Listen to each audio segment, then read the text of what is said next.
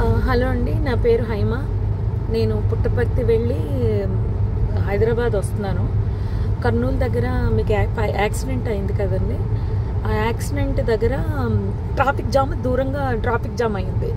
ఎందుకు అంత జామ్ ఆగి ఉంది? సాధారణంగా అది ఆగే ప్లేస్ కాదు. ఆగి ఎందుకు ఉంది అని అడిగితే అప్పుడు నా పక్కన కూర్చున్నాడు కాబట్టి డ్రైవర్కి తెలుసు. డ్రైవరు అక్కడ కాలిపోతున్నట్టుంది మ్యామ్, బస్సు కాలుతుంది అక్కడ అన్నారు. సరే గబగబా ఏదైనా హెల్ప్కి వెళ్దాము, అసలు ఏమన్నా పోలీసులు వచ్చారా లేదా అని నేను గబగబా కారు దిగి వెళ్ళానండి. వెళ్ళేసరికి బస్సు తగలబడిపోతుంది. కొంతమంది కింద కూర్చుని ఏడుస్తున్నారు, ఎవరెవరు ఉన్నారని ఏడుస్తున్నారు, కొంతమంది టెన్షన్ పడుతున్నారు, ఇలా ఉన్నారు. ఆ బస్సుకు సంబంధించిన వాళ్ళు అలా వాళ్ళ పరిస్థితి అలా ఉంది. ఇంకా మిగిలిన వాళ్ళ ఫోన్లు అన్నీ కూడా పాప అందులో కాలిపోయాయి. చాలామంది దగ్గర ఏమీ బయటకు వచ్చిన వాళ్ళ దగ్గర ఏమీ రాలేదు. అక్కడ ఉన్న మిగిలిన జనం అండి మొబైల్స్తో వీడియోస్ తీసుకుంటున్నారండి. ఎవరైనా పోలీస్కి కాల్ చేయలేదు. నేను కార్ దిగి వచ్చే హడావుల్లో ఫోన్ ఏమో కార్లో వదిలేశాను. వర్షం పడిపోతుంది పక్క నుంచి. ఫోన్ టచ్ చేయడానికి కూడా ఎవరిదైనా అడిగి తీసుకుని టచ్ చేద్దామని వర్షానికి తడిచి అది పని చేయట్లేదు.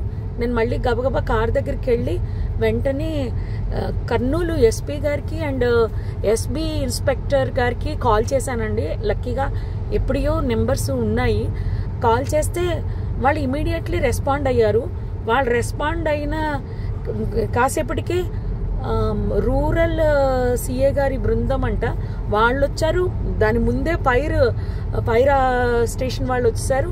అండ్ ముందు ఫైర్ స్టేషన్ వాళ్ళని, నెక్స్ట్ ఫైర్ సిబ్బంది, నెక్స్ట్ అంబులెన్స్, పోలీస్ వారు వీళ్ళందరూ వచ్చేసారండి.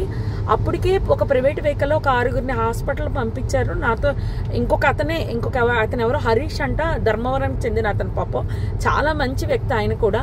ఆయన ఒక 6గురిని ప్రైవేట్ వెహికల్లో ఎక్కించి పంపించారు. తర్వాత వీళ్ళు వచ్చాక ఒక 5గురిని అంబులెన్స్లో ఎక్కించడం జరిగింది. ఆయన తీసుకెళ్లారండి. ఆ తర్వాత ఈ లోపలనే మొత్తం ఎస్పీ గారు, పోలీస్ సిబ్బంది అందరూ వచ్చేసారు. అసలు ఆ మాంసపు ముద్దలు కాదండి, నిజం చెప్పాలంటే చాలా దారుణం అది. అస్థిపంజరాలు అలా సీట్లలోనే చూసేసరికి అసలు నాకైతే వల్ల కాలేదు. ఎవరైనా ఫ్యామిలీ అండి, చాలా ఆ ఫ్యామిలీ ఎంత బాధపడుతూ ఉంటారో. నేను అది తట్టుకోలేకపోయాను. వస్తూ అక్కడ ఆంజనేయ స్వామి గుడి దగ్గర ఆగిపోయి నదిలో మునగడం జరిగింది. నిజం చెప్పాలంటే చాలా బాధాకరం అండి. ఎవరు కాపాడడానికి అవకాశం లేదు. నిజం చెప్పాలంటే పోలీసులు రాకపోయింటే చాలా ఇబ్బంది పడిపోదాము. హెవీ ట్రాఫిక్ అండి.